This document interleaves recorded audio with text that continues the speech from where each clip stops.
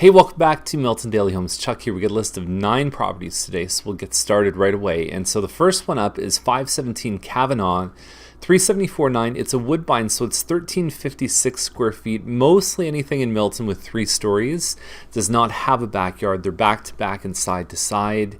And so this one has a balcony plus a small front yard, which is probably full of snow right now. This main floor is, you've got your entrance to your garage. You also have your hot water tank and furnace. This area you can use for like a small office. I've seen people put a couch and a TV here. You have to be careful with scale. And then you get up to the second floor. You've now got a kitchen with an open concept living dining.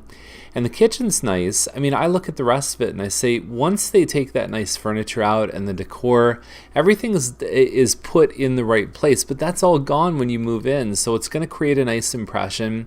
I don't see a ton of upgrades in a home like this. At $374, they're asking basically to be the record breaking price for this home. So a little bit high. They start to compete up at the $375 up into homes like this one here on Van Fleet, which is $384.9. 1130 square feet, so a little bit smaller than the previous one, but what you get is you get a 2-story with a basement. The previous one does not have a basement, and you also have a backyard as well.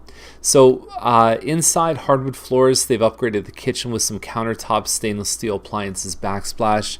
There's an entrance from the garage right here. I like the island in this model, but the problem with it is that it eliminates any possibility of having an eat-in in the kitchen. And because you're really only one room here, they've set this up as a dining room plus a potential space for a living room. You have to be very careful on your size if you're going to do that. So it's called an Amesbury or Brennan model. Like I said, 1130 square feet, only one full bathroom upstairs, and it's probably a little high at $384.9, but the thing is, because there's not a lot for sale in this price range right now, and the stuff that does come out generally sells pretty quick, they might find a little niche there where they can maybe get a little bit higher than fair.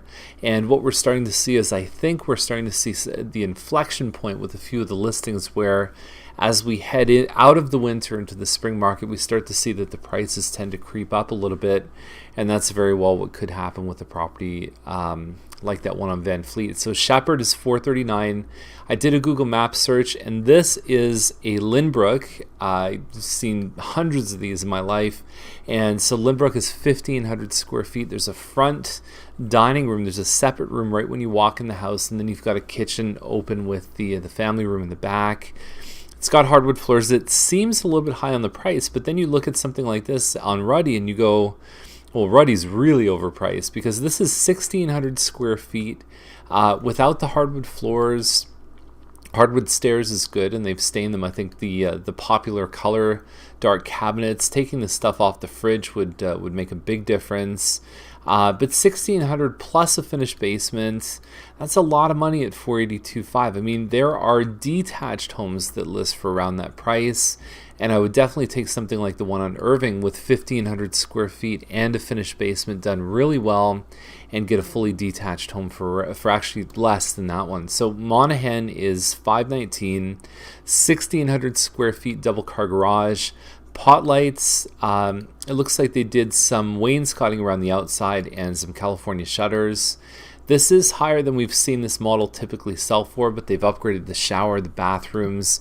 It's the 3-bedroom version, and then they also have a loft upstairs. So this is on the second floor. There's a bit of an extra space there too. Fully fenced. It's got a lot going for it, for sure. There's definitely some things I like about this.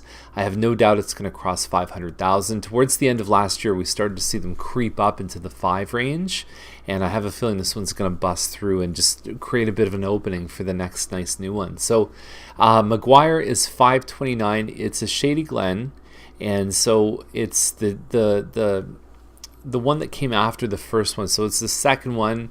They originally, this floor plan had a very small ensuite, and it had virtually no closet space in the master. So now with this one, they added 200 square feet. So you're now, I think, 25 square feet.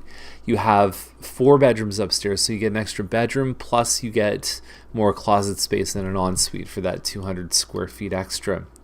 So for about a 2,000 square foot home, I mean, it's nothing blow your mind crazy in the kitchen, but it is solid. It's clean. It looks like it's well kept. McGuire's a good street, and they might get something close to that. I think that at the 529, it might just be stretching a little bit high. So I hope that doesn't affect their traffic. Ferguson is 545.9, and here's another example. 530 for the previous one, 2,000 square feet, single car garage. This one is 2,500 square feet, depending on the elevation, and it's a double car garage. And yes, it has some dated parts to it, the honey-colored floors. The kitchen looks a little bit old, but you can work with this. You can work with these cabinets. You can replace the appliances, replace the counters, and I could do all that for $10,000, and you're left with a home that has a ton of space, a great layout. Give it a good cleaning, maybe polish up some of the grout lines and things like that, and you can really do amazing things with a home like this. I'm all over this one. I think this is the best deal of the day, and I know buyers are going to look and say, well, I don't like the hardwood, or I don't like the kitchen. It's not hard to fix, and it's the value pick for sure. Clements is 739, so this is really the first listing on those nice streets in Old Milton, the Gowland, the Clemens, the Robertson, things like that. And it's going to hit hard because there's pent-up demand, because there's been virtually nothing for the last, I would say, definitely last 2 months, but even beyond that, really slim pickings for the last 6 months. So I think Old Milton is really going to experience that. I called it like an inflection point where things are really going to start moving.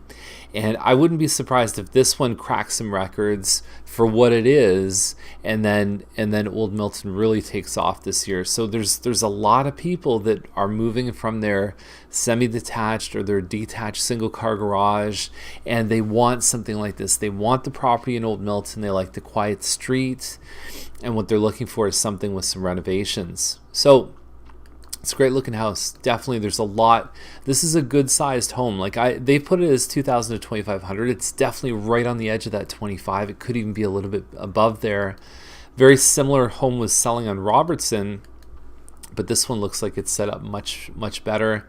That is not a pool as far as I can tell, and we're about a 51 by 110 property. So overall, I think the price, based on what we saw sold last year, seems a little bit high. But like I said, I have a feeling just because it's the only game in town, it's going to hit really hard. So Fourth Line is a really nice home, 97 acres. And at some point, and we've had a couple of these 100-acre properties, at some point you got to sit there and say, how much acreage do you really need at the end of the day? I mean, it's not like you're building a golf course or anything, but this home is beautiful inside. It's a rebuilt 1850s home. The kind of stuff that they did in this home, I have a feeling they're never going to get the money back, because it's very expensive to put that kind of home together. There is a virtual tour, or there was last time it was listed, so I assume it's going to show up again. It's usually right here in the links section. Pretty cool property. And again, we've mentioned this I think earlier this week, is that you can't really show how special a home like this is with 9 pictures with sort of small res and 300-400 characters in the description. This is something cool. And whether they get 2.2, I mean, we talked about there's only been a handful of properties that have gone over 3, really not much more over 2. I mean, once you start getting past $1 million, the financing gets a lot harder, and you start seeing that things really take a while to sell. People can get very, very particular about their wants and needs once you cross about $1 million.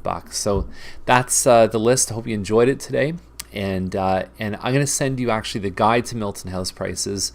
We just finished the 2014. I was hoping to add a few more things in, but we might do a revision later this year with some neighborhoods and some different things that I think you'll really like. But it's a very helpful thing if you're thinking about what can my money get me in Milton. If you're just starting to get introduced to the town, I think it's going to be a wonderful resource for you, and I hope you enjoyed it. So I hope you enjoy it, and I'd love any feedback you have. So have a great day. We'll see you tomorrow.